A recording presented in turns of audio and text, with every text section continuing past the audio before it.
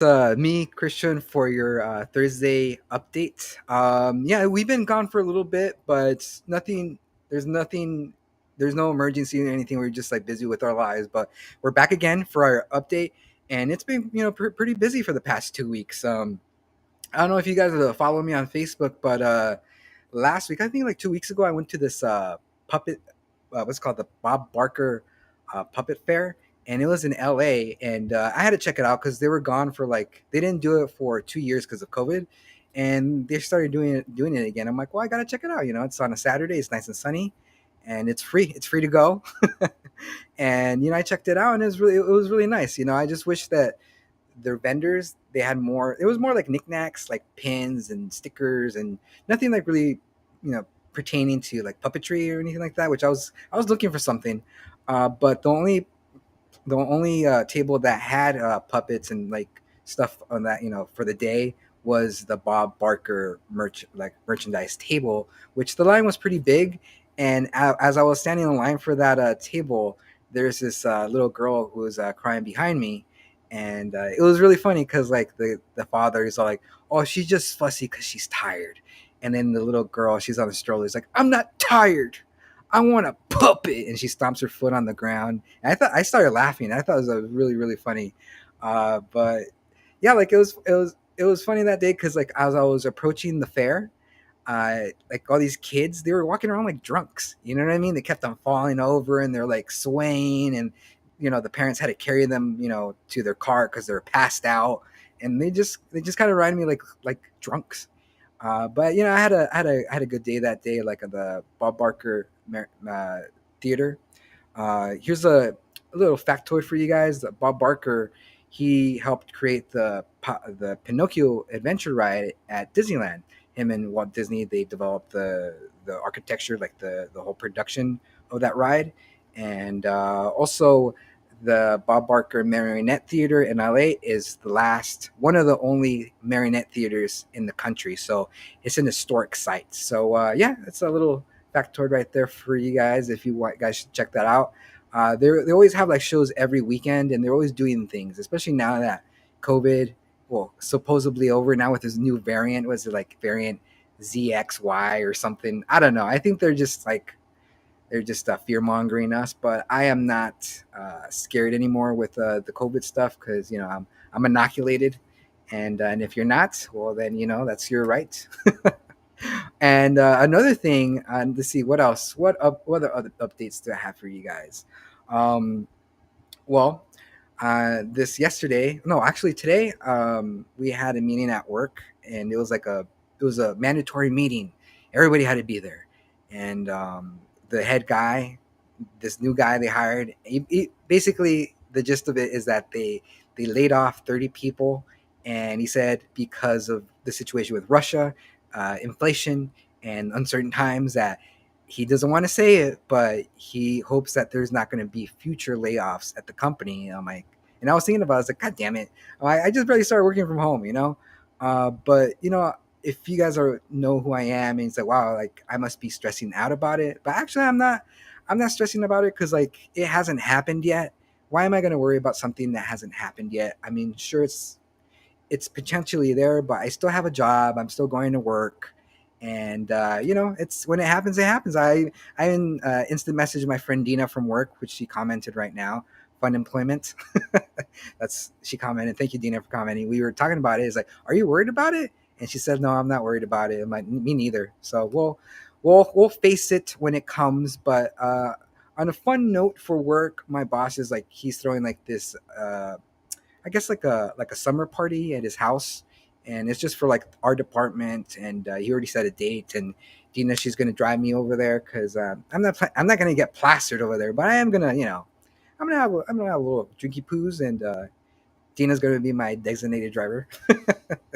Hopefully, I won't get fired. It's like, you know what? Let me tell you what I think. But yeah, let's see what else. What else is going on in this fucking crazy world? Did you guys hear? Well, here's a positive thing in the world that Taco Bell is bringing back the Mexican pizza after 2 years. I remember when they were taking this out of the menu. I was upset because like it was really good. You know, it was one of my favorite items at Taco Bell. And they had it for like ever, like I think over like 30 years or 20 years, and they just got rid of it for no reason during during the pandemic. They got rid of it in 2020, and I remember when they got rid of it, I made it a point to get it before it's gone forever. And I ate it. I'm like, whatever. And but they're bringing it back. Supposedly, here's the word on the street is that Doja Cat, she helped bring back the pizza, the Mexican pizza, because Taco Bell is like sponsoring her, and she has like clout. She has a big influence right now with pop culture, and that's one of her favorite dishes. And the story goes that she helped bring the Mexican pizza back after 2 years. And I can't, when they return it back, they're returning the item back May 19th. And when they do that, I'll sacrifice the calories and order a Mexican pizza just so I could say that I had it. See, what does Dina say? That's using your power for good. Exactly. She used her power for good. Another thing that I heard about this Mexican pizza, why that for some reason the Asian community like they love this pizza because I guess a lot of Asians they're vegetarians and they could substitute the beef with refried beans so they could get it like as a vegetarian item. And yeah, there was a petition that went out, and well, long story short, they're back. They're coming back next month, and I guess that's the world's. We're in a better place now. Let's see what else. Well, I don't know if you guys heard about this news item that happened 2 days ago, but there was this kindergartner who brought her mother's margarita mix as like pre-mixed tequila. She served like four students, two. She served four students drinks out of a Dixie cup, and I guess it was a prank because from reading this article, it sounded like once the kids were done drinking the juice, the little girl who brought the tequila, she told them, "It's like, oh, this is liquor. This is I got you guys drunk." And then one of the students told the teachers, and the teacher was she was flabbergasted, like, what are you talking about?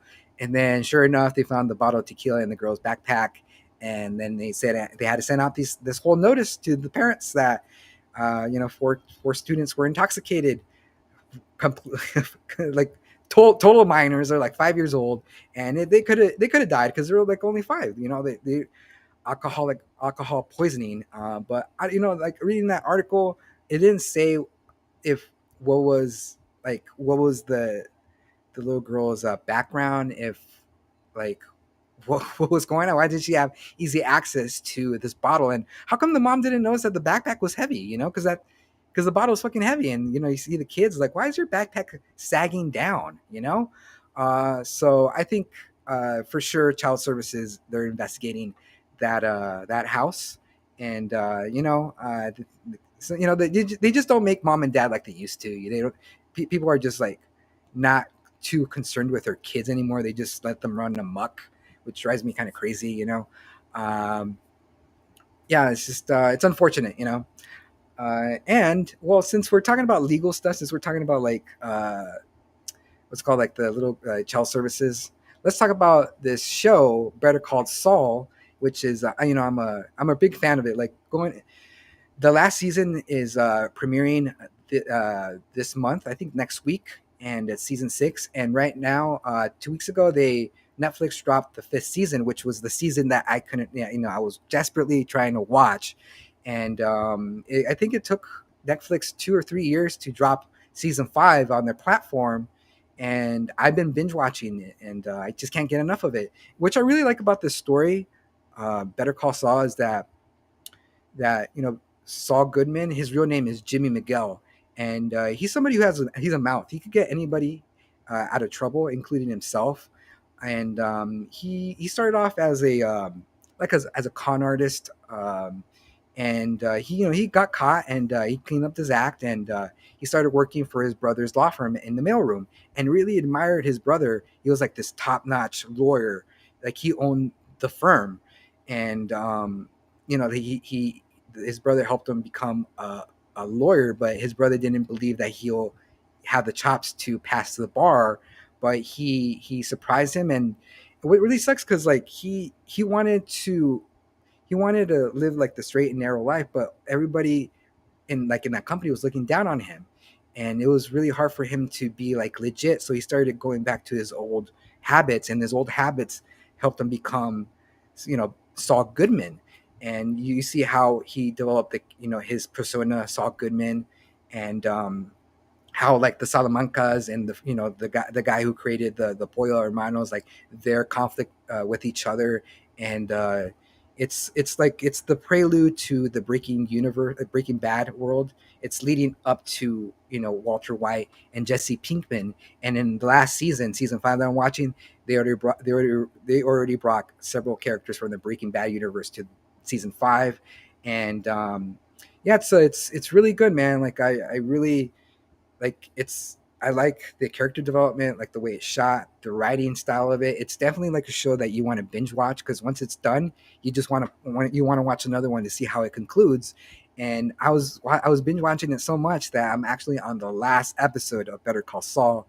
So I'm not gonna watch it today. I'm gonna watch it probably either on tomorrow or this Saturday. Make it I'm gonna get comfy and relax and get into it, because it's really good, man. You guys should check it out. I know a lot of people don't really like that they haven't given Better Call Saul a chance, but I think you guys should definitely check it out if you love character development and backstories and just like the way people become who they are.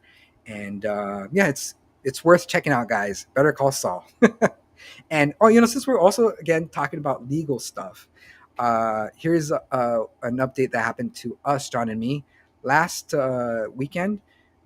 John and me, we were looking for a table, and we went to TJ Maxx to find a table for our lizard. And all the tables were like $600. I'm like, dude, I'm not gonna fucking spend $600 for like, it's gonna get water damage. I'm not gonna spend that much money. So I was like, I got this idea of like, let's go to Goodwill. We're gonna find something in our price range. And so we start heading to Goodwill. We're gonna turn to the left, and there's this car in front of us, right? And the light turns green, and John was about to he's about to honk the horn because the guy wasn't moving because the light was green. The car goes, and then we bust a bitch, and we turned around, and then a cop car pulls us over. And then I was looking at John. I was looking at the sign too. I'm like, did it say do not no U-turns or anything like that? And I was like, in the back of my head, I was like, what's going on? And then John, like the cop got out, started talking to John, and then he says like, do you realize that you ran through a wet red light? I'm like, and John and me both looked at each other. It's like, no, the light was green. And then we were arguing with the cop for like a good minute, you know what I mean? And the cop wanted John's license. So I'm like, I want to see your license. And John was not going to do it. He was telling us, like, I'm not going to give you my license. Like, nope. And the cop was telling him, was like, well, are you really going to are you really going to make this difficult, man? It's not worth it. Just let me see your license. And John was telling him, like, no, I'm not going to see your license, because we did not run the red light. It was green. And I, like, John, when he was running, eventually John gave in, because I told him, like, just give him the fucking license. Like, I don't know. I think the cop was looking for a suspect, and he wanted to give us a reasons to pull us over. So I think that was his reasoning for pulling us over unlawfully, was that he said that we ran a red light, which is totally bullshit. And I was telling John, like, if he gives you a ticket, we're taking this to court, and I'm gonna be there. And we're gonna take this ticket all the way to the Supreme Court, baby. And in the end, the cop didn't write us a ticket, and he said just he was on his way. But John was pretty livid after that. He was really pissed. He's like, "Oh, I'm going to attach a GoPro device into the car to monitor like the way we drive, and for these instances." And yeah, like we were both kind of pissed. And what the crappy thing is like the cop was Mexican. You know what I mean? I'm like, why are you profiling, man? uh, but the cop just left, and went off to look for whoever he was looking for. But yeah, John was totally going to make it an issue. And I don't know. Part of me wanted John to do it, because it was going to take time, right? Plus, we had nothing on us. I'm like, we're not criminals, like there's no drugs. The car was it's legally ours. And we could have, if we really wanted to, we could have really made that guy's a day, a difficult time, because we would have wasted his time, and I think that would have been fun.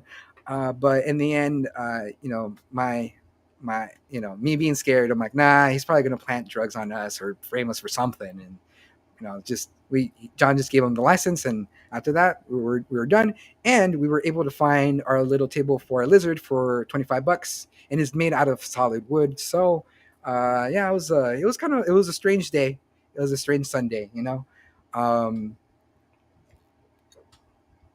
oh, man, oh, supposedly it's gonna rain. It's gonna rain tomorrow, and then the following week is gonna be hot again. It's gonna be like in the 90s. So get ready for that, guys. Let's see what else. Is there anything else that I wanted to share with you guys? Um, there is there is something else that I wanted to share with you guys, but at the moment I can't remember. But you know what you guys should do? You guys should totally check out my previous episode of Casually Christian, my interview with Javier Hernandez. It's now streaming on Spotify, and if you haven't already, please follow our platform. Just give us a follow. It's really quick, and it's one of the best interviews I've done so far. And I'm getting better at it. I did my research on Javier, and I asked him a lot of questions. And after we were done with the interview, he was like, "Wow, you were really on it. Like you did a pretty good job. Your questions were really good." And he also complimented Emmanuel's work ethic, like the way he the the way the professional setup was set up at the comic shop in San Gabriel, which is what's called the nostalgic comic. But yeah, it was a really fun interview, very incisive. And if you guys are curious about uh, independent comic books, how it is to showcase your stuff at the comic cons and one's journey into the comic book world, check out that interview. It's now streaming on Spotify, YouTube, and Facebook. And we have future guests in the pipeline. I just need to work out some of the details. And but the next interview, the next episode, I'm planning it to. I'm planning the next episode of Casually Christian to talk about prepping, because of the whole thing what's going on with Ukraine and inflation, and food shortages, and of course blackouts. You guys need to prepare for future disasters, and we're going to talk about it. And it's not going to be like a downer episode. We're going to have a good time talking about it. But also, I'm going to try to coordinate that episode with my two buddies, and then I'll let you guys know once we have an official date. But other than that, guys, I hope you guys are having a great week. We're almost there. Tomorrow's Friday. Thank goodness. And I'll see you guys soon. And please check us out. Share our page, please. And thanks, Tina, for commenting. I really appreciate it. And I'll talk to you guys later. All right. Bye, guys. Have a good night.